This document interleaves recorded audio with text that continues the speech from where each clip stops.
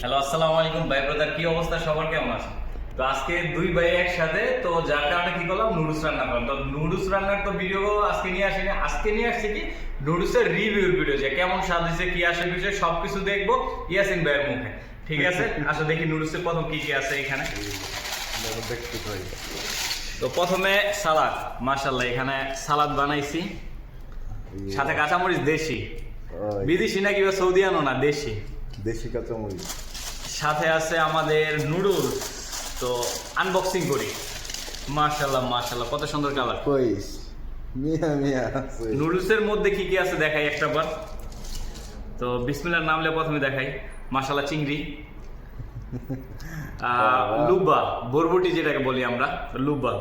এর মধ্যে ফুলকপি, বাঁধাকপি, এর মধ্যে কেমন স্বাদ হয়েছে।